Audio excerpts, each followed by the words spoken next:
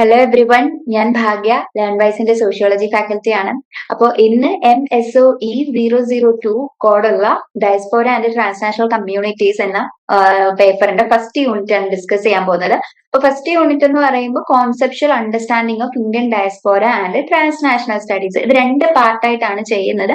അപ്പൊ ഇതിൽ ബേസിക്കലി നമ്മൾ മനസ്സിലാക്കുന്നത് എന്താണ് ഡയസ്പോര അല്ലെങ്കിൽ ട്രാൻസ്നാഷണൽ സ്റ്റഡീസ് എന്നുള്ള ഒരു കോൺസെപ്റ്റും അതിന്റെ ഇമ്പോർട്ടൻസും ഒക്കെയാണ് ഈ ഒരു യൂണിറ്റിൽ മെയിൻലി ഡിസ്കസ് ചെയ്യുന്നത്.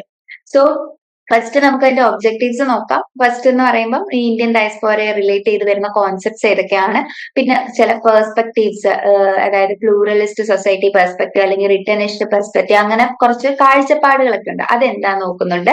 പിന്നെ അതുമായിട്ട് റിലേറ്റ് ചെയ്ത് ഈ ഡയസ്പോറിക് സിറ്റുവേഷനുമായിട്ട് റിലേറ്റ് ചെയ്തിട്ടുള്ള കുറച്ച് അനാലിസിസും കോൺസെപ്റ്റ്സും ആണ് ഈ ഒരു യൂണിറ്റിൽ കവർ ചെയ്യുന്നത്. സോ മെയിൻലി ഫസ്റ്റ് പറയുന്നത് ഡയസ്പോറ സ്റ്റഡീസ് എന്താണ്. അപ്പൊ ഡയസ്പോറ എന്ന് പറഞ്ഞാൽ എന്താണ്? ഒരു സ്ഥലത്ത് നിന്ന്, നമ്മൾ ജനിച്ചു വളർന്ന ഒരു സ്ഥലത്ത് നിന്നും വേറൊരു സ്ഥലത്തേക്ക്, ചിലപ്പം എഡ്യൂക്കേഷന്റെ ആവശ്യത്തിനായിരിക്കാം, അല്ലെങ്കിൽ മാരേജ് കഴിഞ്ഞിട്ട് പോകുന്നതായിരിക്കാം, അല്ലെങ്കിൽ ജോലിയുടെ സംബന്ധമായിട്ട് പോകുന്നതായിരിക്കാം. അങ്ങനെ വേറൊരു സ്ഥലത്ത് പോയി അവിടെ ഒരു കമ്മ്യൂണിറ്റി ഫോം ചെയ്ത് ജീവിക്കുന്ന ആൾക്കാരെയാണ് ഡയസ്പോര അല്ലെങ്കിൽ പ്രവാസികൾ എന്നൊക്കെ പറയത്തില്ലേ. അപ്പൊ ഡയസ്പോര എന്ന് പറയുന്നത്. സോ അത് എന്താണ്, ആ ഒരു ഡയസ്പോറയെ പറ്റിയുള്ള സ്റ്റഡീസിന്റെ ഇൻട്രൊഡക്ഷൻ പറയുന്നുണ്ട് ഈ ഒരു യൂണിറ്റിൽ, അതായത് ഗ്ലോബലൈസേഷന്റെ ബേസിൽ. അതുപോലെ തന്നെ ട്രാൻസ്നാഷണലിസം എങ്ങനെ ഗ്ലോബലൈസേഷന്റെ ഭാഗമാണ്, ഗ്ലോബലൈസേഷൻ കാരണമാണ് നമ്മൾ വേൾഡ് ഇത്ര ഇന്റർ കണക്റ്റഡ് ആയതല്ലേ. കമ്മ്യൂണിക്കേഷന്, ഇപ്പൊ മൊബൈൽ ഫോൺസിന്റെ ഇൻവെൻഷൻ, അതുപോലെ ട്രാൻസ്പോർട്ടേഷൻ ഭയങ്കരമായിട്ട് എൻലാർജ് ചെയ്ത് വന്നത് കൊണ്ടാണ് ഈ ട്രാൻസ്നാഷണലിസം പോലുള്ള, അതായത് മറ്റു കൺട്രീസുമായിട്ട് ഇത്ര പെട്ടെന്ന് തന്നെ നമുക്ക് കണക്ട് ചെയ്യാൻ പറ്റുന്നത്. ആ ഒരു കാര്യങ്ങളൊക്കെ ഡിസ്കസ് ചെയ്യുന്നുണ്ട്. പിന്നെ ട്രാൻസ്നാഷണലിസം എന്ന് പറഞ്ഞ കോൺസെപ്റ്റ് എന്താണ്, ഗ്ലോബലൈസേഷൻ, ആ ഒരു ഇന്റർ കണക്ടിവിറ്റി, പിന്നെ ആൾക്കാരുടെ മൂവ്മെന്റ് ഒക്കെ കൂടാനുള്ള കാരണം. പിന്നെ ഡയസ്പോര എന്ന് പറഞ്ഞാൽ എന്താ, കുറച്ച് ആൾക്കാർ ഒരു സ്ഥലത്ത് നിന്ന്, ഹോംലാൻഡിൽ നിന്ന് വേറൊരു സ്ഥലത്തേക്ക് പോകുന്നു, എന്നാൽ ഹോംലാൻഡുമായിട്ടുള്ള ആ ഒരു റിലേഷൻഷിപ്പ് മെയിൻറ്റെയിൻ ചെയ്ത് വരുന്നുണ്ട്. അതാണ് ഡയസ്പോറ എന്ന് പറയുന്നത്. അങ്ങനെയുള്ള കോൺസെപ്റ്റ് എക്സ്പ്ലെയിൻ ചെയ്യുന്നുണ്ട്. പിന്നെ തിയറിറ്റിക്കൽ പെർസ്പെക്റ്റീവ്, അതായത് മൈഗ്രേഷൻ, ഐഡന്റിറ്റി പോലുള്ള ബിലോങ്ങിങ്സ്, ഇതുപോലുള്ള കോൺസെപ്റ്റ് ബേസ് ചെയ്തിട്ടുള്ള തിയറീസ് എന്താണ്. ഓരോ സ്കോളേഴ്സിനും ഓരോ രീതിയിലാണ് ഈ മൈഗ്രേഷനെ അല്ലെങ്കിൽ ഈ ഡയസ്പോറിക് കമ്മ്യൂണിറ്റീസിനെ കാണുന്നത്. ആ കാര്യങ്ങളെല്ലാം ഈ ഒരു യൂണിറ്റിൽ ഡിസ്കസ് ചെയ്യുന്നുണ്ട്. അപ്പൊ ഫസ്റ്റ് നമുക്ക് നോക്കാനുള്ള ടോപ്പിക് ആണ് ട്രാൻസ്നാഷണലിസം, ഗ്ലോബലൈസേഷൻ ആൻഡ് ഡയസ്പോറ. ഇത് മൂന്ന് കണക്റ്റഡ് ആയിട്ടുള്ള ടോപ്പിക് ആണ്. അപ്പം ട്രാൻസ്നാഷണൽ മൈഗ്രേഷൻ എന്ന് പറഞ്ഞ എന്താന്ന് വെച്ചാല്, ട്രാൻസ്നാഷണൽ, അതായത് ട്രാൻസ് എന്ന് പറയുമ്പോൾ ഡിഫറെന്റ് നാഷണൽ എന്നുള്ള, നേഷൻസ് എന്നുള്ള ഒരു മീനിങ് ആണ് വരുന്നത്. ക്രോസ് ബോർഡർ അല്ലെങ്കിൽ ഒന്നിലധികം, ഒരു നേഷൻ അല്ലാതെ ഒന്നോ രണ്ടോ മൂന്നോ നേഷൻസുമായിട്ടുള്ള കണക്ഷൻ അല്ലെങ്കിൽ ക്രോസ് ബോർഡർ കണക്ഷനെയാണ് ട്രാൻസ്നാഷണൽ മൈഗ്രേഷൻ അല്ലെങ്കിൽ അതുമായിട്ട് ബേസ് ചെയ്തിട്ടുള്ള മൈഗ്രേഷൻ, അങ്ങനെയാണ് ട്രാൻസ്നാഷണൽ മൈഗ്രേഷൻ എന്ന് പറയുന്നത്. അപ്പം ഒരു സ്ഥലത്ത് നിന്നും പുതിയൊരു കൺട്രിയിലേക്ക് പോകുന്നു, എന്നാൽ ആ കൺട്രിയിൽ പോയാൽ നമ്മൾ അവിടെ വർക്ക് ചെയ്യുവാണെങ്കിൽ നമ്മുടെ ഹോംലാൻഡുമായിട്ട് ഒരു സ്ട്രോങ് കണക്ഷൻ നമ്മൾ എന്ത് ചെയ്യുന്നുണ്ട്, മെയിൻറ്റെയിൻ ചെയ്ത് പോകുന്നുണ്ട്. ഇതിനെയാണ് ട്രാൻസ്നാഷണൽ മൈഗ്രേഷൻ എന്ന് പറയുന്നതും. ആൻഡ് ഈ ട്രാൻസ്നാഷണൽ, അതായത് ഓരോ ബോർഡർ ക്രോസ് ചെയ്ത് പോയിട്ടുള്ള മൈഗ്രേഷൻ എന്ന് പറയുന്നത് എന്തിന്റെ ഭാഗമായിട്ടാണ് വരുന്നത്, ഗ്ലോബലൈസേഷന്റെ റിസൾട്ട് ആയിട്ടാണ് നമുക്ക് കാണാൻ പറ്റുന്നത്. അതായത് ഇപ്പം ട്രാൻസ്പോർട്ടേഷൻ ഇത്രമാത്രം വളർന്നിട്ടില്ലായിരുന്നെങ്കിൽ, കമ്മ്യൂണിക്കേഷൻ ഇത്രമാത്രം അല്ലെങ്കിൽ സയന്റിഫിക് ടെക്നോളജീസ് ഇത്രമാത്രം വലുതായി വന്നിട്ടില്ലായിരുന്നെങ്കിൽ, അല്ലെങ്കിൽ ഗ്ലോബലൈസേഷൻ പോസിബിൾ അല്ലായിരുന്നെങ്കിൽ എത്ര പേര് നാട് വിട്ടുപോയി ജോലി ചെയ്യുകയും പഠിക്കുകയൊക്കെ ചെയ്യും? വളരെ കുറവായിരിക്കും. മീൻസ് പണ്ടത്തെ ഇത് വെച്ച് നോക്കുവാണെങ്കിൽ മീൻസ് പോസിബിൾ ആണോ എന്ന് പോലും നമുക്കിപ്പോ പറയാൻ പറ്റത്തില്ല. ഗ്ലോബലൈസേഷൻ ആണ് ഇതുപോലെ ട്രാൻസ്നാഷണൽ മൈഗ്രേഷന് ഏറ്റവും ഇമ്പോർട്ടന്റ് ആയിട്ട് വരുന്ന ഒരു റീസൺ എന്ന് നമുക്ക് പറയാൻ പറ്റും. ഇനി ഗ്ലോബലൈസേഷൻ മാത്രം നോക്കുവാണെങ്കിൽ ഗ്ലോബൽ മാർക്കറ്റ്സ്, നമുക്ക് വേൾഡ് എന്ന് പറയുന്നത് തന്നെ ഇപ്പൊ വൺ മാർക്കറ്റ് ആയിട്ടുള്ള ഒരു സിസ്റ്റം ആണ് ഗ്ലോബലൈസേഷന് ശേഷം. ഇപ്പൊ ഏതൊരു കൺട്രിയിലും എല്ലാ സാധനങ്ങളും കിട്ടും. പണ്ടൊക്കെ ആണെങ്കിൽ ഇപ്പം ഇന്ത്യയിൽ പ്രൊഡ്യൂസ് ചെയ്യുന്ന സാധനങ്ങൾ ഇന്ത്യയിൽ മാത്രമേ കിട്ടത്തുള്ളായിരുന്നു. ലൈക്ക് ഓരോ എത്നിക് ആയിട്ടുള്ള ഇപ്പൊ ക്ലോത്ത്സ് അല്ലെങ്കിൽ ടെക്സ്റ്റൈൽസ് ഒക്കെ ഇന്ത്യൻസിന്റെ ജിയോഗ്രഫിക്കൽ കണ്ടീഷൻസ് അനുസരിച്ചിട്ടുള്ളത് ഇന്ത്യയിൽ മാത്രമായിരുന്നു കിട്ടുന്നത്. അവിടുത്തെ ആർട്ടിസൻസ് മേക്ക് ചെയ്യുന്നതായിരുന്നു. പക്ഷെ ഇപ്പൊ അങ്ങനല്ല, ഇമ്പോർട്ടും എക്സ്പോർട്ടിങ്ങും ആയിട്ട് എവിടെ വേണമെങ്കിലും ഏത് പ്രോഡക്റ്റ് വേണമെങ്കിലും കിട്ടും.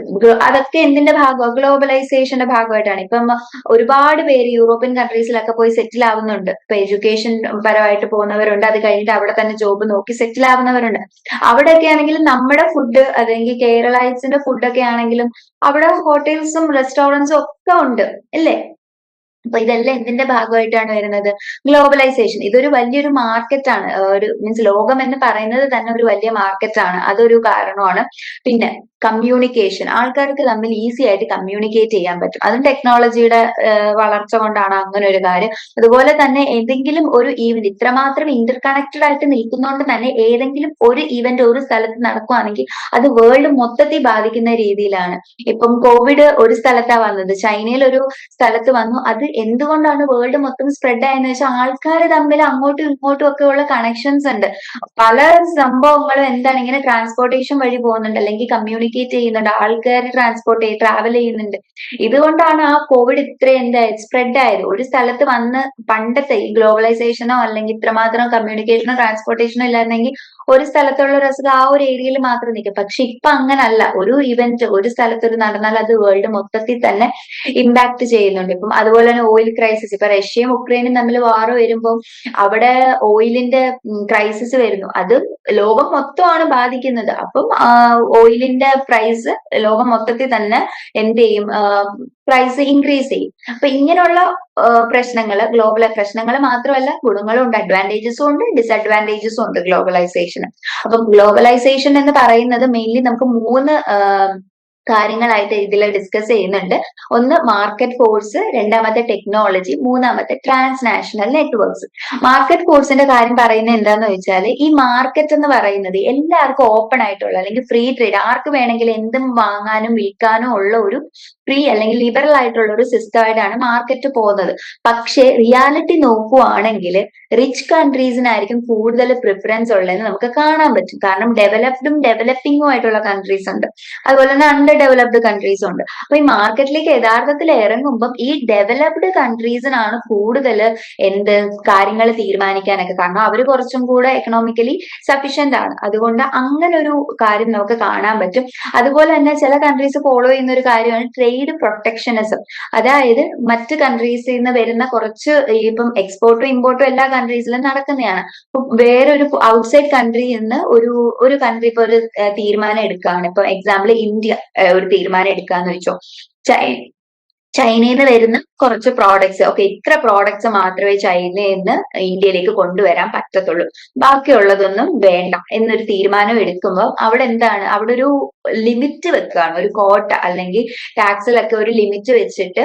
കാരണം അത് ചിലപ്പം ഇന്ത്യയുടെ പ്രോഡക്ട്സ് അല്ലെങ്കിൽ ഇന്ത്യയിൽ പ്രൊഡ്യൂസ് ചെയ്യുന്ന കാര്യങ്ങള് കൂടുതൽ ആൾക്കാരിൽ എത്തിക്കാൻ വേണ്ടിയായിരിക്കും, ഡൊമസ്റ്റിക് ഡെവലപ്മെന്റിന് വേണ്ടി ആയിരിക്കാം. പക്ഷെ അവിടെ സംഭവിക്കുന്നതെന്ന് പറഞ്ഞാൽ ഓക്കെ ഇന്ത്യയിലെ കാര്യങ്ങൾ ഡെവലപ്പ് ചെയ്യാൻ വേണ്ടി ചെയ്യുന്നതാണെങ്കിലും സംഭവിക്കുന്ന എന്താന്ന് ചോദിച്ചാല് ഈ ചൈനയിൽ നിന്ന് വരുന്ന പ്രോഡക്ട്സിന് ആൾക്കാർ കൂടുതൽ ഡിമാൻഡിങ് കാണുമായിരിക്കും. അപ്പം അവിടെ എന്ത് ചെയ്യും, ഈ ചൈനീസ് പ്രോഡക്റ്റിന് പ്രൈസ് കൂട്ടി വിൽക്കാം. അങ്ങനെയൊക്കെയുള്ള പ്രശ്നങ്ങളും ഒക്കെ വരാറുണ്ട്. സോ മാർക്കറ്റ് ഫോഴ്സ് എന്ന് പറയുമ്പം അവിടെ ഒരു എക്കണോമിക് ഡിസ്പാരിറ്റി കാണാൻ പറ്റും. എന്ന് പറയുമ്പം എന്താ, റിച്ച് ആയിട്ടുള്ള കൺട്രീസിന് കൂടുതൽ ബെനിഫിഷ്യൽ ആയിട്ടുള്ള കാര്യങ്ങൾ ചെയ്യുന്നത്. അതുകൊണ്ട് തന്നെ എന്താണ് ഓരോ കൺട്രീസും, ഈ ഡെവലപ്പിംഗ് കൺട്രീസ് അല്ലെങ്കിൽ അണ്ടർ ഡെവലപ്ഡ് ആയിട്ടുള്ള കൺട്രീസിൽ നിന്നൊക്കെ ആൾക്കാർ ഈ റിച്ച് അല്ലെങ്കിൽ ഡെവലപ്ഡ് ആയിട്ടുള്ള കൺട്രീസിലേക്ക് മൈഗ്രേറ്റ് ചെയ്ത് പോകുന്നു. കാരണം അവിടെ ആയിരിക്കും ജോബും എംപ്ലോയ്മെന്റും അല്ലെങ്കിൽ സെറ്റിൽഡ് ലൈഫൊക്കെ കൂടുതൽ ഓപ്പർച്യൂണിറ്റീസ് ഒക്കെ എവിടെ ആയിരിക്കും, ഈ ഡെവലപ്ഡ് ആയിട്ടുള്ള കൺട്രീസിലായിരിക്കും. അതുകൊണ്ട് സോ അതാണ് ഫസ്റ്റ് പോയിന്റ് വരുന്ന market forces and economic disparities. രണ്ടാമത്തെ ടെക്നോളജിക്കൽ റെവല്യൂഷൻ ആൻഡ് മൈഗ്രേഷൻ. കാരണം ട്രാൻസ്പോർട്ടേഷനിലും ടെലികമ്മ്യൂണിക്കേഷനിലും വന്ന അഡ്വാൻസ്മെന്റ് കാരണം ഒരുപാട് പേര് മൈഗ്രേറ്റ് ചെയ്ത് പോകുന്നുണ്ട്. അതുപോലെ തന്നെ ഐടി റെവല്യൂഷൻ, അതായത് ഇൻഫർമേഷൻ ടെക്നോളജി, ഇപ്പൊ സോഫ്റ്റ്വെയർ, ഹാർഡ്വെയർ ഇതുപോലുള്ള അതിന്റെയൊക്കെ ഡെവലപ്മെന്റ് കാരണം ഗ്ലോബൽ സർക്കുലേഷൻ, ഇപ്പം കാശ് ആയിക്കോട്ടെ അല്ലെങ്കിൽ ജോബ് ആയിക്കോട്ടെ ഇൻഫർമേഷൻസ് ആയിക്കോട്ടെ, ഇത് എല്ലാം ഇങ്ങനെ സർക്കുലേറ്റ് ചെയ്തുകൊണ്ട് പോകും. ഒന്നും എന്തെങ്കിലും ഒരു കണ്ടുപിടുത്തം ഒരു സ്ഥലത്ത് നടന്നാൽ അത് അവിടെ മാത്രം നിൽക്കുന്നില്ല, ലോകം മൊത്തം അത് ഇങ്ങനെ ട്രാവൽ ചെയ്തുകൊണ്ടേ ഇരിക്കുന്നു. അപ്പൊ ആ ഒരു ടെക്നോളജിക്കൽ റെവല്യൂഷൻ അത് കാരണം വരുന്ന മൈഗ്രേഷൻ. ഇനി transactional networks and social linkages. അപ്പം ട്രാൻസാക്ഷണൽ നെറ്റ്വർക്ക്സിന്റെ കാര്യം പറയുമ്പോൾ ടാംബിയ 2000 ഈ ഒരു ട്രാൻസാക്ഷണൽ നെറ്റ്വർക്സിനെ 2 കാറ്റഗറി ആയിട്ട് ഡിവൈഡ് ചെയ്തിട്ടുണ്ട്. ഒന്നാണ് വെർട്ടിക്കൽ നെറ്റ്വർക്ക്സ്, രണ്ടാമത്തത് ലാറ്ററൽ നെറ്റ്വർക്ക്സ്. വെർട്ടിക്കൽ നെറ്റ്വർക്ക്സ് എന്ന് പറഞ്ഞാൽ ആ ഒരു ഹോസ്റ്റ് സൊസൈറ്റി, അതായത് നമ്മളിപ്പോ ഏത് കൺട്രിയിലോട്ടാണോ പോകുന്നത്, നമ്മളെ സ്വീകരിക്കുന്ന ഒരു സൊസൈറ്റി ഉണ്ടല്ലോ, അതിനെയാണ് ഹോസ്റ്റ് സൊസൈറ്റി എന്ന് പറയുന്നത്. ഇപ്പൊ നമ്മൾ കുറച്ച് മലയാളികൾ എല്ലാം കൂടെ UK പോകുമ്പോൾ UK ആണ് അവിടുത്തെ ഹോസ്റ്റ് സൊസൈറ്റി, നമ്മളെ സ്വീകരിക്കുന്ന സൊസൈറ്റി എന്നുള്ള രീതിയിൽ. സോ ആ ഒരു ഹോസ്റ്റ് സൊസൈറ്റിയിൽ തന്നെ ഈ കമ്മ്യൂണിറ്റീസ് എല്ലാം കൂടെ ഒന്ന് ഓർഗനൈസ് ചെയ്ത് അവരൊരു അസോസിയേഷൻ ഫോം ചെയ്ത് ഇപ്പം ഡിസ്ക്രിമിനേഷനെതിരെ ഫൈറ്റ് ചെയ്യുക, അല്ലെങ്കിൽ അവർക്കൊരു എക്കണോമിക് സക്സസ് അല്ലെങ്കിൽ ഒരു ബിസിനസ് അവരെല്ലാം കൂടെ സ്റ്റാർട്ട് ചെയ്യുക, അങ്ങനൊക്കെ ഫോം ചെയ്യുന്ന ഒരു നെറ്റ്വർക്ക് അല്ലെങ്കിൽ ഒരു ഓർഗനൈസേഷൻ, ആ ഒരു കമ്മ്യൂണിറ്റീസ് ഓർഗനൈസ് ചെയ്യുന്നതിനെയാണ് വെർട്ടിക്കൽ നെറ്റ്വർക്ക്സ് എന്ന് പറയുന്നത്. അത് സീൻ അക്രോസ് ക്ലാസ്സസ്, അതായത് ഇന്റർ ക്ലാസ് ആയിരിക്കാം, റിച്ച് ക്ലാസ് കാണും, മിഡിൽ ക്ലാസ് കാണും, ലോവർ ക്ലാസ് കാണും, അവരെല്ലാരും കൂടെ മിക്സ് ആയിട്ട് വരുന്ന ഒരു അത്ര ബാലൻസ്ഡ് അല്ല. കാരണം ഒരേ രീതിയിലുള്ള ആൾക്കാരല്ലല്ലോ, പല ക്ലാസ്സിൽ നിന്ന് വരുന്നവരാണല്ലോ. അതുകൊണ്ട് തന്നെ ഒരേ രീതിയിലൊന്നും വരത്തില്ല. ഇതെന്ന് പറയുമ്പോൾ അവരുടെ പ്രശ്നങ്ങൾക്ക്, ഇപ്പം കേരളത്തിൽ നിന്ന് കുറെ പേര് പോകുന്നു, ഒരു സ്ഥലത്തേക്ക് പോകുന്നു, ചിലര് റിച്ച് ആയിട്ടുള്ളവരായിരിക്കാം, അല്ലെങ്കിൽ അവർക്ക് അവിടെ കിട്ടിയ ജോബ് അനുസരിച്ച് അവരുടെ എക്കണോമിക് നില കുറച്ച് ഹൈ ആയിരിക്കാം, മിഡിൽ ആയിട്ടുള്ളവര് കാണും, അല്ലെങ്കിൽ ലോവർ ക്ലാസ്സിലായിട്ടുള്ളവർ കാണും. അപ്പൊ അവരെല്ലാരും കൂടെ ഒരു മീൻസ് ഇപ്പൊ ഇന്ത്യൻസിനെതിരെ എന്തെങ്കിലും ഒരു പ്രശ്നം വരുവാണെങ്കിൽ അവരെല്ലാം കൂടെ ഓർഗനൈസ് ചെയ്തിട്ട് കമ്മ്യൂണിക്കേറ്റ് ചെയ്യുന്നതും ഒരു കമ്മ്യൂണിറ്റി ഫോം ചെയ്യുന്നതിനെയൊക്കെയാണ് വെർട്ടിക്കൽ നെറ്റ്വർക്ക്സ് എന്ന് പറയുന്നത്. അത് എവിടെ ഫോം ചെയ്യുന്നതെന്ന് വെച്ചാൽ ആ ഒരു കൺട്രിയിൽ, ഇപ്പൊ യു കെയിലാണ് നമ്മൾ സെറ്റിൽഡ് ആയിട്ടുള്ളെങ്കിൽ ആ യു കെയിലാണ് ആ ഒരു കൺട്രി ഫോം ചെയ്യുന്നത്. എന്നാൽ ലാറ്ററൽ നെറ്റ്വർക്ക്സ് എന്ന് പറയുമ്പം ഈ ഡയസ്പോറയും ഹോംലാൻഡും തമ്മിലുള്ള കണക്ഷൻ ആണ് ഇൻക്ലൂഡ് ചെയ്യുന്നത്. ഇപ്പം ഇന്ത്യൻസ് യു കെയിൽ പോകുമ്പോൾ ആ യു കെയും ഇന്ത്യയും തമ്മിലുള്ള കണക്ഷനും, അല്ലെങ്കിൽ പല പല ഡയസ്പോറിക് ഗ്രൂപ്പ്സ്, പല മീൻസ് ലോകത്തിന്റെ പല ഭാഗത്തുള്ള ഡയസ്പോറിക് ഗ്രൂപ്പ്സ് എല്ലാം കൂടെ കണക്ട് ചെയ്ത് വരും. ഇപ്പം ഇന്ത്യൻസ് ഇപ്പൊ ഫിജി കൺട്രിയിൽ ഇന്ത്യൻസ് ആണ്, കരീബിയനിൽ കാണും, ആഫ്രിക്കയിൽ കാണും, ഇവിടെ എല്ലാം ഉള്ള ഇന്ത്യൻസ് എല്ലാം കൂടെ ചിലപ്പോൾ കണക്ട് ചെയ്യും. ഒരു കണക്ഷൻ വരുന്നതിനെയാണ് ലാറ്ററൽ നെറ്റ്വർക്ക്സ് എന്ന് പറയുന്നത്. വെർട്ടിക്കൽ എന്ന് പറയുമ്പോൾ ആ ഒരു ഹോസ്റ്റ് സൊസൈറ്റിയിൽ വരുന്ന കമ്മ്യൂണിറ്റിയാണ്. ലാറ്ററൽ നെറ്റ്വർക്ക്സ് എന്ന് പറയുമ്പോൾ ഏത് ഡയസ്പോറയും ഹോംലാൻഡും തമ്മിലായിരിക്കാം, അല്ലെങ്കിൽ ഡയസ്പോറ അക്രോസ് ദ വേൾഡ്. അത് എങ്ങനെ കണക്ട് ചെയ്യുന്നതെന്ന് വെച്ചാൽ അവർ ട്രാവലിംഗ് വഴി, മീഡിയ വഴിയൊക്കെ ആയിരിക്കും. പിന്നെ ഇതെന്ന് പറയുമ്പോൾ ഇൻട്രാ ക്ലാസ് ആയിരിക്കും, അതായത് സെയിം ക്ലാസ് തമ്മിലുള്ള ഫോർമേഷൻ ആയിരിക്കും ഇവിടെ നടക്കുന്നത്. ഇപ്പം അപ്പർ ക്ലാസ് ആണെങ്കിൽ എല്ലാവരും അപ്പർ ക്ലാസ് തന്നെ ആയിരിക്കും, അല്ലെങ്കിൽ മിഡിൽ ക്ലാസ് ആണെങ്കിൽ ആ ഗ്രൂപ്പിലുള്ള എല്ലാവരും എന്തായിരിക്കും മിഡിൽ ക്ലാസ്. അതുകൊണ്ട് തന്നെ കുറച്ചുകൂടെ ബാലൻസ്ഡ് ആയിട്ടുള്ള ഒരു കാര്യമാണ്. ബാലൻസ്ഡ് ആയിരിക്കും പ്രശ്നങ്ങളാണെങ്കിലും കമ്മ്യൂണിക്കേറ്റ് ചെയ്യുമ്പോഴാണെങ്കിലും, പക്ഷെ ബാലൻസ്ഡ് ആയിരിക്കും ഈ ലാറ്ററൽ നെറ്റ്വർക്ക് ഗ്രൂപ്പ്സിൽ ഉണ്ടാകുന്നത്. അപ്പൊ ഇത് നോക്കുമ്പോൾ നമുക്ക് മനസ്സിലാവുന്നതെന്ന് കഴിഞ്ഞാൽ ക്ലാസ്, ഒരാൾ ഏത് ക്ലാസ്സിലാണ് വരുന്നത്, കൾച്ചർ, പിന്നെ ആൾക്കാരുടെ മൊബിലിറ്റി, അതായത് ട്രാവൽ ചെയ്യാൻ പറ്റുന്നത്. ഇപ്പൊ എക്കണോമിക് റിസോഴ്സസ് ഒക്കെ ഉണ്ടെങ്കിലല്ലേ നമുക്ക് ട്രാവൽ ചെയ്യാൻ പറ്റത്തുള്ളൂ. ഇത് എല്ലാം നമ്മുടെ ഒരു സോഷ്യൽ എക്കണോമിക് റിലേഷൻഷിപ്പ് മെയിൻറ്റെയിൻ ചെയ്യാൻ വരുന്ന ഇമ്പോർട്ടന്റ് ആയിട്ടുള്ള ഫാക്ടേഴ്സ് ആണെന്ന് നമ്മൾ മനസ്സിലാക്കണം. ഒരാള് ഏത് ക്ലാസ്സിലാണ്, നമ്മുടെ കയ്യിൽ എത്രമാത്രം കാശുണ്ട്, നമ്മൾ ഏത് ബാക്ക്ഗ്രൗണ്ടിൽ നിന്നാണ് വരുന്നത്, നമ്മളുടെ പെരുമാറ്റം, ഇത് എല്ലാം എന്തിനെ ബേസ് ചെയ്യും? ഈ ഒരു കമ്മ്യൂണിക്കേഷൻ അല്ലെങ്കിൽ നെറ്റ്വർക്ക്സ് ഫോം ചെയ്യാൻ വേണ്ടി വളരെയധികം ഹെൽപ്പ് ചെയ്യുന്ന, അല്ലെങ്കിൽ ഒരു ഇമ്പോർട്ടന്റ് ഫാക്ട്, ഷേപ്പ് ചെയ്യുന്ന ഒരു ഫാക്ടർ ആണെന്ന് പറയാൻ പറ്റും. ഇനി ഡയസ്പോറ എന്ന് പറഞ്ഞ ഒരു കോൺസെപ്റ്റ് സഫ്രാൻ 1991 ഒരു 6 ഫീച്ചേഴ്സ് ഡയസ്പോറിക് കമ്മ്യൂണിറ്റീസിനെ പറ്റി പറഞ്ഞിട്ടുണ്ട്.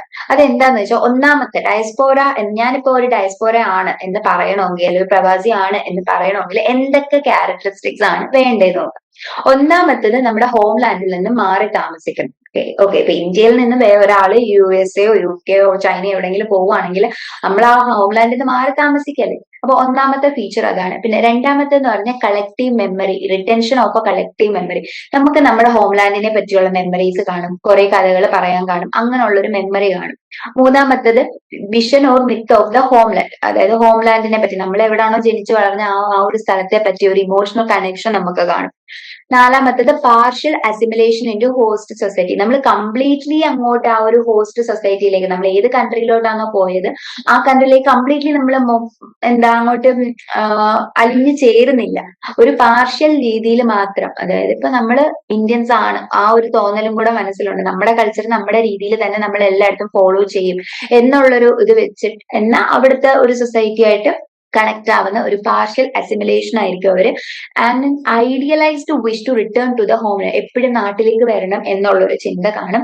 And continuous renewal of connections with the homeland, എപ്പോഴും ഇപ്പൊ നാട്ടിലുള്ളവരുമായിട്ട് എപ്പോഴും കണക്ട് ചെയ്തുകൊണ്ടിരിക്കുക. ഫാമിലി ആയിക്കോട്ടെ, ഇപ്പം മണി അയച്ചു കൊടുത്തിട്ടായിരിക്കാം, അല്ലെങ്കിൽ ചിലപ്പോൾ എന്തെങ്കിലും ഗിഫ്റ്റ് അയച്ചു കൊടുത്തുവാണെങ്കിലും, ഫെസ്റ്റിവൽസിനൊക്കെ നാട്ടിലോട്ട് വന്നു എപ്പോഴും ഒരു കണക്ഷൻ മെയിൻറ്റെയിൻ ചെയ്യാനായിട്ട് നോക്കും. ഇതൊക്കെയാണ് ഒരു മെയിൻലി ഒരു ഡയസ്പോറിക് കമ്മ്യൂണിറ്റീസിന്റെ മെയിൻ ഫീച്ചേഴ്സ് എന്ന് പറയുന്നത്.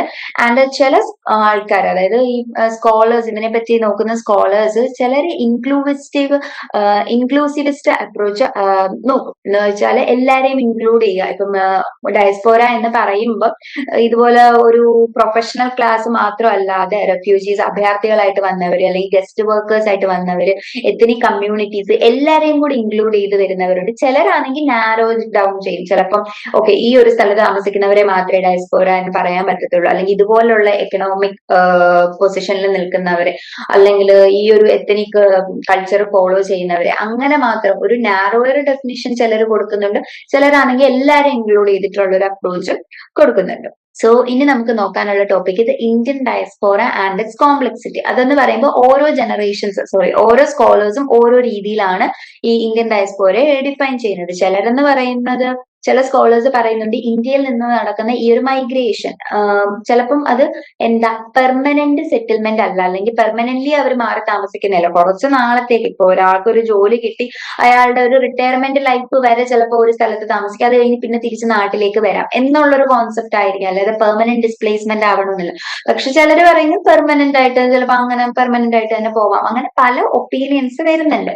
ഇനി പണ്ടത്തെ ഒരു എക്സ്പീരിയൻസ് വെച്ച് നോക്കുകയാണെങ്കിൽ, പണ്ടത്തെ, അതായത് കുറച്ചൊരു ഓൾഡർ ജനറേഷനിലെ ഇന്ത്യൻ ഡയസ്പോറ നോക്കുകയാണെങ്കിൽ അവർ കുറച്ചും കൂടെ കൾച്ചറൽ ടൈസ് ഒക്കെ കൂടുതൽ ഇമ്പോർട്ടൻസ് കൊടുത്തു. ഇപ്പൊ റിലിജിയൻ ആണെങ്കിൽ, അല്ലെങ്കിൽ അവരുടെ കാസ്റ്റ് ആണെങ്കിൽ, അങ്ങനെയുള്ള കാര്യങ്ങളൊക്കെ കൂടുതൽ ഫോക്കസ് ചെയ്തിരുന്ന ആൾക്കാരായിരുന്നു. ന്യൂവർ ജനറേഷൻ ആണെങ്കിൽ അവരുടെ ഒരു ആൻസെസ്ട്രൽ ഹോംലാൻഡുമായിട്ട് അത്ര കണക്ഷൻ മെയിൻറ്റെയിൻ ചെയ്ത് പോകുന്നില്ല. കാരണം ഇത്രമാത്രം ഗ്ലോബലൈസ്ഡ് ആവുമ്പോഴും നമ്മൾ വളർന്നു വന്ന സാഹചര്യം ആണെങ്കിലും, എന്താ ഇപ്പോഴത്തെ ന്യൂവർ ജനറേഷന്റെ കാര്യം പറയുവാണെങ്കിൽ, നമ്മ കണ്ട് വളരുന്ന മൂവീസ് പോലെ ആണെങ്കിലും, മൂവീസിലൊക്കെ കണ്ട് നമുക്ക് ഇംഗ്ലീഷ് സൊസൈറ്റിയിലോട് ഒരു ആരാധന തോന്നിയിട്ടുള്ള, അല്ലെങ്കിൽ വെസ്റ്റേൺ കൾച്ചറിനോട് ആരാധന തോന്നി അങ്ങനെ പോയവരൊക്കെ ഉണ്ട് പുറത്തേക്ക്. അപ്പൊ അങ്ങനെ പോയവരൊക്കെ ആണെങ്കിൽ എന്താ, ഹോംലാൻഡുമായിട്ട് വലിയ കണക്ഷൻ ഒന്നും മെയിൻറ്റെയിൻ ചെയ്യാനോ, അല്ലെങ്കിൽ ചിലപ്പോൾ അവരുടെ ബിസി ലൈഫ് കാരണം അവരേതെങ്കിലും അവരുടെ മെന്റൽ ഹെൽത്ത് ഒക്കെ നോക്കിയിട്ട് ഏതെങ്കിലും ഒരു ഇതിന് മാത്രം ഫോക്കസ് ചെയ്തിട്ട് ചിലപ്പം അവിടെ നിൽക്കാം, അങ്ങനെയുള്ള രീതിയിലൊക്കെ ഫോക്കസ് ചെയ്യുന്ന ആൾക്കാർ കാണും. അപ്പം പറഞ്ഞു വന്നത് എന്താന്ന് വെച്ചാൽ, ഓൾഡർ ജനറേഷനിലായിരുന്നു കൂടുതലും കൾച്ചറൊക്കെ മെയിൻറ്റെയിൻ ചെയ്തുകൊണ്ട് പോകുന്നത്. ഇനി ഈ ഡയസ്പോറ എന്ന് പറഞ്ഞൊരു കോൺസെപ്റ്റ് എങ്ങനെയാ വരുന്നതെന്ന് വെച്ചാൽ, മീൻസ് അതിന്റെ ഒരു ഡയസ്പോറ എന്നുള്ള ഒരു വാക്കൊക്കെ വരുന്നത്, ആദ്യം പണ്ട് ഈ ഡയസ്പോറ എന്ന് ഉദ്ദേശിച്ചത് ഇസ്രായേലിൽ നിന്നും പോകുന്ന ജൂസിനെ മാത്രം കാണിക്കാൻ വേണ്ടിയായിരുന്നു ഡയസ്പോറ എന്നുള്ള ഒരു വാക്ക് പറയുന്നത്. പിന്നെ ഈ ഒരു മീനിങ് അങ്ങ് എക്സ്പാൻഡ് ചെയ്ത് വന്നിട്ടാണ് ഹോംലാൻഡിൽ നിന്നും പോകുന്ന എല്ലാവരെയും നമുക്ക് ഡയസ്പോറ എന്ന് പറയാമെന്ന് വന്നത്. പിന്നെ ഈ ഒരു വാക്ക് വരുന്നത് സ്പീരിയോ, അതായത് ടു സോ, അതായത് വിതയ്ക്കുക അങ്ങനെയൊക്കെ പറയത്തില്ലേ, അങ്ങനെയുള്ളതിന്റെ ഒരു സ്പീരിയോ എന്നുള്ളൊരു വാക്കും ഡയ, ഓവർ എന്ന് മീനിങ് വരുന്ന ഡയ എന്ന് പറയുന്നതും കൂടെ മിക്സ് ചെയ്തിട്ടാണ് symbolising scattering of seeds. Means ഇങ്ങനെ അതായത് വിതറി കടക്കുക എന്നുള്ളൊരു മീനിങ്ങിൽ ഡയസ്പോറ എന്നൊരു മീനിങ് വരുന്നുണ്ട്. പിന്നെ ബൈബിൾസിലാണെങ്കിലും ഓൾഡ് ടെസ്റ്റാമെന്റിലൊക്കെ ഈ ഓരോ ലാംഗ്വേജസിലൊക്കെ മീൻസ് ഓരോ സെന്റൻസിലൊക്കെ ഡയസ്പോറ എന്ന് മെൻഷൻ ചെയ്യുന്നുണ്ട്. പിന്നെ history of the Peloponnesian war, അതിനകത്തും മെൻഷൻ ചെയ്തതായിട്ട് പറയുന്നുണ്ട്. എത്നോ നാഷണൽ വാർ, ഇതുപോലെ ജൂയിഷ്, ഗ്രീക്ക് ഡയസ്പോറാസ് എന്നൊക്കെ നമുക്ക് എക്സാമ്പിൾസ് ആയിട്ടൊക്കെ ഓരോ ടെക്സ്റ്റ് ബുക്കിലൊക്കെ കാണാൻ പറ്റുന്നുണ്ട്. ഇനി അത് ജസ്റ്റ് ഒരു ഫാക്ട് പോലെ ജസ്റ്റ് പറഞ്ഞതേ ഉള്ളൂ. ഇനി നമ്മുടെ തിയറിയിലേക്ക് വരുമ്പോൾ, perspectives on studying the Indian diaspora, പല പെർസ്പെക്ടീവ്സ് ഉണ്ട്. ഓരോ സ്കോളേഴ്സും ഓരോ പെർസ്പെക്ടീവ് പറയുന്നുണ്ട്. അപ്പൊ അതിനനുസരിച്ച് അതിനെ ക്രിട്ടിസൈസ് ചെയ്തിട്ട് വേറെ പല പെർസ്പെക്ടീവും വരുന്നുണ്ട്. ഫസ്റ്റ് പറയുന്നത് റിറ്റൻഷനിസ്റ്റ് പെർസ്പെക്ടീവ്. അതെന്ന് പറഞ്ഞാൽ അവർ ആ കൾച്ചറിനെ ആയിരിക്കും കൂടുതലായിട്ട് ഫോക്കസ് ചെയ്യുന്നത്.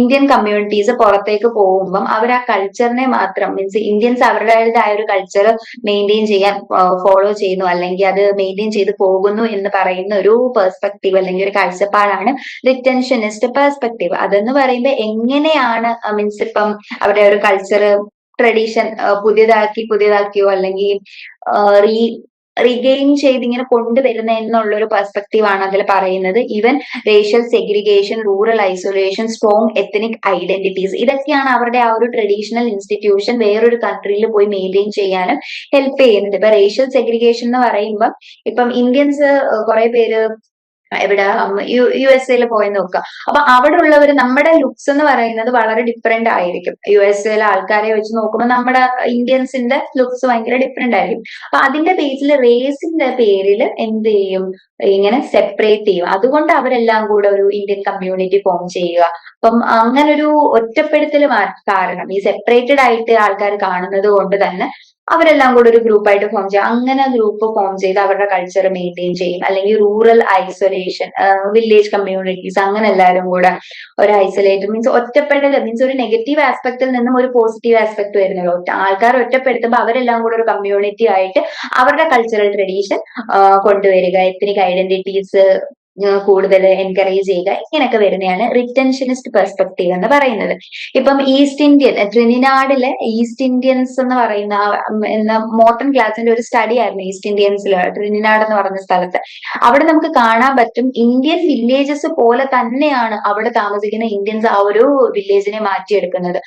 എങ്ങനെയാണ് നോർത്ത് ഇന്ത്യയിൽ കാണുന്ന കുറെ സ്ട്രക്ചേഴ്സ് ആണ്, കാസ്റ്റ് അല്ലെങ്കിൽ ഫാമിലി, ഒരു ഇന്ത്യൻ ഫാമിലി എന്ന് പറയുമ്പോൾ വളരെ വ്യത്യസ്തമല്ലേ. ഇപ്പൊ മാരേജ് സിസ്റ്റം ആണെങ്കിൽ, ഫാമിലി സിസ്റ്റം ആണെങ്കിൽ, റിലീജിയസ് പ്രാക്ടീസ്, കാസ്റ്റ് എന്നൊക്കെ പറയുന്നത് ഇന്ത്യൻസിന് അവരുടേതായ ഒരു സിസ്റ്റം ഉണ്ട്.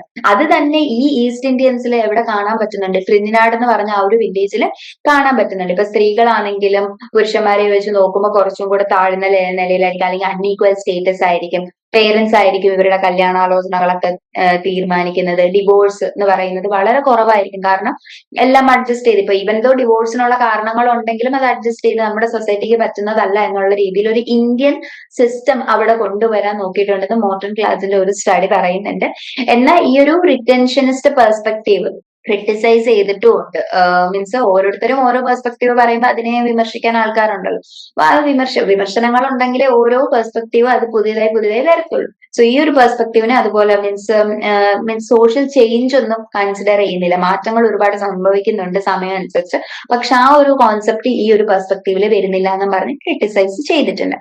ഇനി രണ്ടാമത്തെ വരുന്നതാണ് അഡാപ്ഷനിസ്റ്റ് പെർസ്പെക്റ്റീവ്. അതായത് നമ്മൾ അഡാപ്റ്റ് ചെയ്യുന്നതിനെ ബേസ് ചെയ്തിട്ട് വരുന്നതാണ്. അതായത് നമ്മൾ ഒരു സ്ഥലത്തേക്ക് പോകുന്നു, അവിടുത്തെ കൾച്ചറുമായിട്ട് നമ്മൾ അഡ്ജസ്റ്റ് ചെയ്ത് പോകുന്നുണ്ടല്ലോ, അതിനെയാണ് ഈ ഒരു പെർസ്പെക്റ്റീവ് എന്ന് അതായത് അഡാപ്ഷനിസ്റ്റ് പെർസ്പെക്റ്റീവ് എന്ന് പറയുന്നത്. How Indian migrant communities adapt to new social and economic environments. അവിടുത്തെ ആ ഒരു കൾച്ചറുമായിട്ട് എങ്ങനെ അഡാപ്റ്റ് ചെയ്ത് പോകുന്നു, അഡ്ജസ്റ്റ് ചെയ്ത് പോകുന്നു എന്നുള്ള ഒരു പെർസ്പെക്റ്റീവ് ആണ് ഇത്. R.K. ജെയിനിന്റെ South Indian migrants in Malaysian rubber plantations ഓരോ സ്റ്റഡിയുടെ എക്സാമ്പിൾ ആണ്. അതുപോലെ തന്നെ ബർട്ടൺ ബെനഡിക്സിന്റെ ഇന്ത്യൻസ് ഇൻ മൗറീഷ്യസ് ഒക്കെ എങ്ങനെ ആണ് അവരിപ്പം ഇന്ത്യൻസ് മൗറീഷ്യസിൽ ചെല്ലുന്നു, എങ്ങനെ ആ ഒരു സോഷ്യൽ എക്കണോമിക് ആസ്പെക്ടോട് അഡ്ജസ്റ്റ് ചെയ്യുന്നു എന്നൊക്കെ കാണുന്നുണ്ട്. പിന്നെ അഡ്രിയൻ മേയറിന്റെ റൂറൽ ഇന്ത്യൻസിന്റെ ഫിജി എന്ന് പറയുന്ന ഒരു കൺട്രിയിൽ എങ്ങനെയാണ് അവിടെ ഫിജി ഇന്ത്യൻസ് എന്ന് പറയുമ്പോൾ വളരെ വലിയൊരു പോപ്പുലേഷൻ ആണല്ലോ, അവിടെ എങ്ങനെയാണ് അവർ അഡ്ജസ്റ്റ് ചെയ്ത് പോകുന്നത് എന്നുള്ള രീതിയിലുള്ള സ്റ്റഡി ആൻഡ്രിയൻ മേയേഴ്സിന്റെ നടന്നിട്ടുണ്ട്. പക്ഷെ ഇതിനും ഒരു ക്രിട്ടിസൈസ് ചെയ്ത് വിമർശിച്ച് വന്നതെന്ന് വെച്ചാൽ ഇതൊരു കമ്പയർ ചെയ്ത് പഠിക്കാനൊന്നും നമുക്ക് പറ്റുന്നില്ല. അതുപോലെ തന്നെ മൈക്രോ ലെവൽ അഡാപ്റ്റേഷൻസ് വളരെ ഒരു വലിയൊരു സ്ട്രക്ചറൽ രീതിയിൽ അല്ലെങ്കിൽ ഒരു മാക്രോ രീതി മാത്രമാണ്. മാക്രോ എന്ന് പറയുമ്പോൾ സൊസൈറ്റി മൊത്തത്തിൽ നോക്കുന്ന, അല്ലാതെ ഓരോ ചെറിയ കണക്ട് ചെയ്യുന്ന ഡോട്ട്സ് വെച്ചിട്ടൊന്നും ഈ ഒരു അഡാപ്റ്റേഷൻസ് അല്ലെങ്കിൽ ഈ ഒരു പെർസ്പെക്റ്റീവ് കണക്ട് ചെയ്യുന്നില്ല എന്നുള്ളൊരു ക്രിട്ടിസൈസേഷൻ വരുന്നുണ്ട്. ഇനി മൂന്നാമത്തെയാണ് പ്ലൂറൽ സൊസൈറ്റി പെർസ്പെക്റ്റീവ്. അത് പെർണിവൽ ആണ് 1948 ഡെവലപ്പ് ചെയ്ത് വന്നത്. ഇതെന്ന് പറയുമ്പോൾ പ്ലൂറൽ സൊസൈറ്റി, പ്ലൂറൽ എന്ന് പറയുമ്പോൾ പല മൾട്ടിപ്പിൾ എത്തനിക് ഗ്രൂപ്പ് എന്താ ഒരുമിച്ച് നിൽക്കുന്നു. പക്ഷെ പലരും മീൻസ് ഇപ്പം ഞാൻ പറയുകയാണെങ്കിൽ മലയാളീസ് നമ്മുടെ ഇന്ത്യയിൽ മലയാളി ഉണ്ട്, തമിഴുണ്ട്, കർണാടക, ഇങ്ങനെ പല north Indians, south Indians, east Indians എന്ന് പറഞ്ഞിങ്ങനെ പല രീതിയിൽ ഡിസ്റ്റിങ്ഷൻ ആയതുകൊണ്ട് പല കൾച്ചറുകളാണ് ഫോളോ ചെയ്യുന്നത്.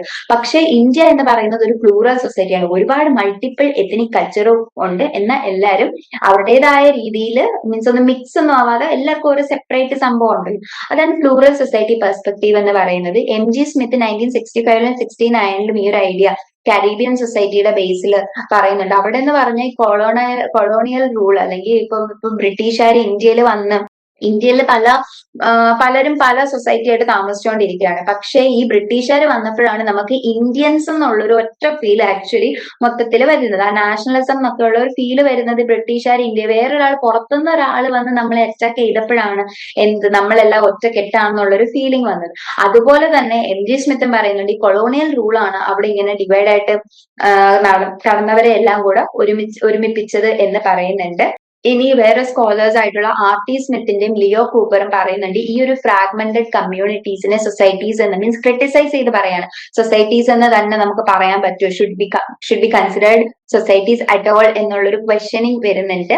അപ്പം ഈ പ്ലൂറൽ സൊസൈറ്റി എന്ന് പറയും പലരും മൾട്ടിപ്പിൾ എത്തനിക് സൊസൈറ്റി കാണും, എന്നാൽ അവർ അവരുടേതായ ഒരു സെപ്പറേറ്റ് എത്തനിക് ഐഡന്റിറ്റീസ് വെച്ചിട്ട് ജീവിച്ചു പോകുന്നുണ്ട്. അപ്പം some argue that colonial policies in regions like the Caribbean actually integrated different ethnic groups more than this model suggest. അപ്പൊ ഈ ഒരു മോഡൽ പറയുന്നതെന്ന് വെച്ചാൽ പലരുണ്ട്, പലരും പല മീൻസ് ഇവരെല്ലാവരും ഒരുമിച്ചാണ് നിൽക്കുന്നത്, പക്ഷെ പലരും അവരുടേതായ സെപ്പറേറ്റ് ഐഡന്റിറ്റി ഫോം ചെയ്യുന്നു. ഇതായിരുന്നു പ്ലൂറൽ സൊസൈറ്റി പെർസ്പെക്റ്റീവ് എന്ന് പറയുന്നത്. പക്ഷെ ചില സ്കോളേഴ്സ് ആർഗ്യൂ ചെയ്യുന്നതെന്ന് വെച്ചാൽ ഇതിങ്ങനെ മിക്സിങ് സംഭവിച്ചിട്ടുണ്ട്, എല്ലാവരും ഏകദേശം ഇങ്ങനെ മിക്സിംഗ് ഒക്കെ സംഭവിച്ച് എല്ലാവരും എന്തായിട്ടുണ്ട്, ഒരുമിച്ചിട്ടുണ്ട് എന്നുള്ളൊരു മീൻസ് ഒരു വിമർശനം ക്രിറ്റിസിസം കൊടുത്തിട്ടുണ്ട്. ഓക്കെ, ഇനി നെക്സ്റ്റ് വരുന്നതാണ് എത്തനിസിറ്റി അപ്രോച്ച്. അത് ജയവർദ്ധനയാണ് കൂടുതലും ഇന്ത്യൻ ഡയസ്പോറ കമ്മ്യൂണിറ്റീസിലെ പറ്റി, അതായത് ഗുയാന ആൻഡ് ഫിജി, ഈ രണ്ട് സ്ഥലങ്ങളുടെ, ഈ രണ്ട് കൺട്രീസിനെ ബേസ് ചെയ്തിട്ടാണ് ജയവർദ്ധന ഈ ഒരു എത്തനിസിറ്റി അപ്രോച്ച് പറയുന്നുണ്ട്. അപ്പം ഈ എത്തനിസിറ്റിയെ ഷേപ്പ് ചെയ്യുന്ന ഫാക്ടേഴ്സ്, എത്തനിസിറ്റി എന്ന് പറയുമ്പോൾ നമ്മുടേതായ ഒരു ഐഡന്റിറ്റി അല്ലെങ്കിൽ നമ്മുടെ കൾച്ചർ എങ്ങനെയാണ് ഫോളോ ചെയ്യുന്നത്. ഇപ്പൊ കേരളത്തിന്റെ എത്തനിസിറ്റിയുടെ ഭാഗം എന്ന് പറയുമ്പോൾ നമ്മളിപ്പം ഈ സെറ്റ് സാരി ഉടുക്കുക ഇങ്ങനെയൊക്കെയുള്ള മീൻസ് അത് ഡ്രസ്സിന്റെ കാര്യത്തിൽ ഞാൻ ജസ്റ്റ് ഒരു മോഡൽ പോലെ പറഞ്ഞതേ ഉള്ളൂ. എത്തനിസിറ്റി എന്ന് പറയുന്നത് അത്ര വലിയൊരു സ്ട്രോങ് സോഷ്യൽ ഫോളോ ചെയ്യുന്ന ഒരു ഫാക്ടറാണ്. റേസും എത്തനിസിറ്റിയും തമ്മിൽ വ്യത്യാസമുണ്ട്. റേസ് എന്ന് പറയുമ്പോൾ ആ ഒരു ഫിസിക്കൽ ഫീച്ചേഴ്സിനെ മാത്രമാണ് നോക്കുന്നത്, നമ്മുടെ കളർ, സ്കിൻ കളർ അല്ലെങ്കിൽ ഹെയർ കളർ, ഹെയറിന്റെ പാറ്റേൺ, ഇതൊക്കെ നോക്കിയിട്ടാണ് റേസ് ഫോളോ ചെയ്യുന്നത്. ഇതേ സംഭവം തന്നെ എത്തനിസിറ്റി എന്ന് ഉദ്ദേശിക്കുന്നതെന്ന് പറയുമ്പോൾ സോഷ്യൽ ഇത് നമ്മുടെ ഫെസ്റ്റിവൽസ് അല്ലെങ്കിൽ നമ്മൾ ഫോളോ ചെയ്യുന്ന സിസ്റ്റംസ് ഏതൊക്കെയാണ്, കൾച്ചർ എല്ലാം എത്തനിസിറ്റിയിൽ വരുന്നു. അപ്പം ഈ എത്തനിസിറ്റിയുടെ ഫാക്ടേഴ്സ് എല്ലാം തന്നെ എന്ന് പറഞ്ഞാൽ ക്ലാസ്, സ്റ്റേറ്റസ്, പവർ ഇതിന്റെയൊക്കെ ബേസിലായിരിക്കും അത് ഷേപ്പായി വരുന്നത്. ഇപ്പം അദ്ദേഹം ഈ ജയവർദ്ധന സ്റ്റഡി നടത്തിയപ്പോൾ പറഞ്ഞിട്ടുണ്ട്, ഇൻഡോ ഗുയനീസിലും ഫിജീസിലും ഉള്ള കാര്യങ്ങളാണല്ലോ അദ്ദേഹം പഠിച്ചത്. അപ്പൊ ഇൻഡോ ഗുയനീസുകാരെന്ന് പറയുമ്പോൾ അവരുടെ ഒരു എത്തനിക് ഐഡന്റിറ്റി ഹിസ്റ്ററിയെ ബേസ് ചെയ്തിട്ടാണ്, അവരുടെ ആൻസെസ്റ്റേഴ്സ് എങ്ങനെയാണ്, അവർക്ക് പണ്ട് നടന്ന എക്സ്പീരിയൻസ് എങ്ങനെയാണ്, അതിനെ ബേസ് ചെയ്തിട്ടാണ് അവരുടെ ഒരു ഐഡന്റിറ്റി അവർ ഫോം ചെയ്ത് വന്നത്. എന്നാൽ ഇൻഡോ ഫിജിയൻസ് എന്ന് പറയുമ്പം ഇന്ത്യയായിട്ട് ഭയങ്കര ഒരു ഡയറക്റ്റ് ലിങ്ക് ഫോളോ ചെയ്ത് വന്നിട്ടുണ്ട്. നമുക്ക് നോക്കുകയാണെങ്കിൽ ഫിജി ഇന്ത്യൻസ് എന്ന് പറയുന്നത്, അവിടെ ഹിന്ദി എന്ന് പറയുന്നത് ഒരു ഒഫീഷ്യൽ ലാംഗ്വേജ് പോലെ തന്നെയാണ്. മീൻസ് അവിടെയുള്ള ഒരുപാട് പേർക്ക് ഹിന്ദി അറിയാം, അത്രമാത്രം ആ ഒരു ലാംഗ്വേജ്, കാരണം ഇന്ത്യൻ ലാംഗ്വേജ് ആണ്, അവിടെ അത്രമാത്രം അതിനൊരു ഇൻഫ്ലുവൻസ് ഉണ്ട്. സോ ഇൻഡോ ഫിജിയൻസ് എന്ന് പറയുമ്പോൾ ഇന്ത്യയായിട്ട് ഒരു ഡയറക്റ്റ് കണക്ഷൻ മെയിൻറ്റെയിൻ ചെയ്ത് പോയി എന്ന് പറയുന്നുണ്ട്. ഇനി അത് ജയവർദ്ധനയുടെ അപ്രോച്ച്. ഇനി ഡ്രുമോണ്ട് ഈ ജയവർദ്ധനെ ക്രിട്ടിസൈസ് ചെയ്ത് പറയുന്നത് എന്തെന്ന് വെച്ചാല് ക്ലാസിനും എത്തനിസിറ്റിക്ക് അതേ ഈക്വൽ ഇമ്പോർട്ടൻസ് ആണ് കൊടുത്തേക്കുന്നതെന്ന് പറഞ്ഞിട്ട് ഈ ഡ്രുമോണ്ട് വേറൊരു മോഡൽ സജസ്റ്റ് ചെയ്യാണ്. അത് ക്രിയോളെ കൾച്ചർ എന്ന് പറയുന്ന രീതിയിൽ, അതായത് കൾച്ചറൽ മിക്സിംഗ്. ഈ ക്രിയോൾ ലാംഗ്വേജസ് എന്ന് പറയുവാണെങ്കിൽ പല ലാംഗ്വേജസ് മിക്സ് ചെയ്ത് ഒരു ലാംഗ്വേജ് ഫോം ചെയ്യുന്നതിനെയാണ് ക്രിയോൾ ലാംഗ്വേജ് എന്ന് പറയുന്നത്. ഫോർ എക്സാമ്പിൾ, ഇപ്പം നമ്മളൊരു റൂമില് 4 പേരുണ്ട്, ഒരു ജോബിന്റെ ആവശ്യത്തിനായിട്ട് 4 പേര് ഒരു റൂമിൽ അവർ സ്റ്റേ ചെയ്യുന്നത്. പക്ഷെ ഈ 4 പേർക്ക് 4 ലാംഗ്വേജസേ അറിയാം, ഇവർക്ക് ഒരു കോമൺ ലാംഗ്വേജ് അറിഞ്ഞുകൂടാക്കും. അങ്ങനെ വരുമ്പം ഇവര് 4 പേരും ഈ 4 പേരുടെ ലാംഗ്വേജ് സംസാരിക്കുന്നു. അങ്ങനെ സംസാരിച്ച് ഇവരെല്ലാവരും ഓരോ കുറച്ചിങ്ങനെ മനസ്സിലാക്കി പല ലാംഗ്വേജിനും പല വേർഡ്സ് കണക്ട് ചെയ്തിട്ട് ഇവരുടേതായ ഒരു ലാംഗ്വേജ് ഫോം ചെയ്യുന്നു. അങ്ങനെ ഫോം ചെയ്യുന്നതിനെയാണ് ക്രിയോൾ ലാംഗ്വേജസ് എന്ന് പറയുന്നത്. അങ്ങനെ യഥാർത്ഥത്തിൽ ഇപ്പൊ പണ്ട് കോളനൈസേഷൻ അല്ലെങ്കിൽ മൈഗ്രേഷൻ, ട്രേഡിന്റെ ഒക്കെ ആവശ്യങ്ങൾക്ക് വരുമ്പോൾ കോമൺ ലാംഗ്വേജ് അറിയാത്തപ്പോ ഇവരിങ്ങനെ സംസാരിച്ച് അങ്ങനെയൊക്കെ ഫോം ചെയ്ത ലാംഗ്വേജസ് ഒക്കെ ഉണ്ട്. ഇപ്പൊ ആഫ്രിക്കയിലെ ഹെയ്തിയൻ എന്ന് പറയുന്നതൊക്കെ ഒരു ക്രിയോളെ ലാംഗ്വേജ് ആണ്. അപ്പൊ അങ്ങനെ അതുപോലെ തന്നെ creole cultural mixing in diaspora communities, അതായത് പല ഡയസ്പോറിക് കമ്മ്യൂണിറ്റീസ് വന്നവര് അവരവരുടെ കൾച്ചർ എല്ലാം കൂടെ ഒരു കോമൺ കൾച്ചർ ഇവർ ഫോളോ ചെയ്യാത്തത് കൊണ്ട് തന്നെ പലരും പലരുടെ കൾച്ചറിൽ നിന്നും ചില ഫാക്ടേഴ്സ് എടുത്തിട്ട് ഒരു കൾച്ചർ ഫോം ചെയ്യുന്നു എന്നുള്ളൊരു കാര്യം ഈ ഡ്രുമോണ്ട് പറയുന്നുണ്ട്. പക്ഷെ ഈ ഒരു ക്രിയോളെ കൾച്ചർ മൊത്തത്തിൽ നമുക്ക് അപ്ലൈ ചെയ്യാൻ പറ്റത്തില്ല. എസ്പെഷ്യലി ഫിജിയന്റെ കാര്യത്തിൽ പറയുവാണെങ്കിൽ നമുക്ക് അപ്ലൈ ചെയ്യാനേ പറ്റത്തില്ല. കാരണം അവിടെ എന്ന് പറയുമ്പോൾ ഹിന്ദി ഒരു കോമൺ ലാംഗ്വേജ് പോലെ, മീൻസ് അവിടെ ഒരു ക്രിയോളെ കൾച്ചർ ഒന്നും എമർജ് ചെയ്തിട്ടില്ല. ഹിന്ദി തന്നെ അവിടെ ഒരു ലാംഗ്വേജ് ആയിട്ടും ഹിന്ദി ആ ഒരു നോർത്ത് ഇന്ത്യൻ കൾച്ചേഴ്സ് ഒക്കെ ഭയങ്കര ചേഞ്ച് ആവാതെ തന്നെ ഫോളോ ചെയ്ത് വന്നിട്ടുണ്ട്. സോ ജയവർദ്ധനയാണ് എത്തനിസിറ്റി അപ്രോച്ച് പറഞ്ഞത്. പറയുന്നത് ഇൻഡോ ഗുയനീസും ഇൻഡോ ഫിജിയൻസും രണ്ടുപേരുടെ കാര്യം പറയുന്നുണ്ട്. അപ്പൊ ഡ്രുമോണ്ട് അതിനെ ക്രിട്ടിസൈസ്, അപ്പം ഇൻഡോ ഗുയനീസ് എന്ന് പറഞ്ഞാൽ അവരുടെ പാസ്റ്റ് എക്സ്പീരിയൻസിൽ നിന്നും ഒരു എത്തനിസിറ്റി ഫോം ചെയ്യുന്നു. ഇൻഡോ ഫിജിയൻസ് എന്ന് പറഞ്ഞാൽ കൂടുതലും ഇന്ത്യ ആയിട്ട് കണക്ട് ചെയ്തിട്ടുള്ള ഒരു കൾച്ചറൽ ഐഡന്റിറ്റിയാണ് ഫോളോ ചെയ്തത്. ഇതിനെ ക്രിട്ടിസൈസ് ചെയ്ത് ഡ്രുമോണ്ട് വരുന്നു. ആൻഡ് അദ്ദേഹം പറയുന്ന ഒരു കോൺസെപ്റ്റ് ആണ് ക്രിയോളെ കൾച്ചർ, അതായത് ക്രിയോളെ ലാംഗ്വേജ് പോലെ ഫോം ചെയ്യുന്ന കമ്മ്യൂണിറ്റീസ് ക്രിയേറ്റ് ചെയ്യുന്നു എന്ന് പറഞ്ഞ് ക്രിയോളെ കൾച്ചർ പറയുന്നുണ്ട്. ഇനി നെക്സ്റ്റ് ഒരു പെർസ്പെക്റ്റീവ് ആണ് പൊളിറ്റിക്കൽ എക്കണോമിക് പെർസ്പെക്റ്റീവ്. ഇത് ഇന്ത്യൻ മൈഗ്രേഷനെ ഗ്ലോബൽ എക്കണോമിക് സ്ട്രക്ചേഴ്സ് അല്ലെങ്കിൽ ഇമ്പീരിയലിസം, കൊളോണിയലിസം ആയിട്ടൊക്കെ കണക്ട് ചെയ്യുന്നതാണ്. കൊളോണിയലിസം എന്ന് പറയുമ്പോൾ വേറൊരു കൺട്രി വന്നിട്ട് മറ്റൊരു കൺട്രിയിലേക്ക്, മീൻസ് ഇമ്പീരിയലിസം കൊളോണിയലിസം ഏകദേശം കണക്ട് ചെയ്യുന്ന രണ്ട് വേർഡ്സ് ആണ്. അതായത് ഒരു കൺട്രിയുടെ മേലെ വേറൊരു കൺട്രി പവർ സ്ഥാപിക്കുന്നു, പിടിച്ചടക്കുന്നു, അവർ തീരുമാനിക്കുന്നു, ഇങ്ങനെയുള്ള കാര്യങ്ങളാണ് ഇമ്പീരിയലിസം കൊളോണിയലിസത്തിലൊക്കെ വരുന്നത്. അപ്പൊ അതുമായിട്ട് റിലേറ്റ് ചെയ്തിട്ടാണ് ഈ പൊളിറ്റിക്കൽ എക്കണോമിക് പെർസ്പെക്റ്റീവ് വരുന്നത്.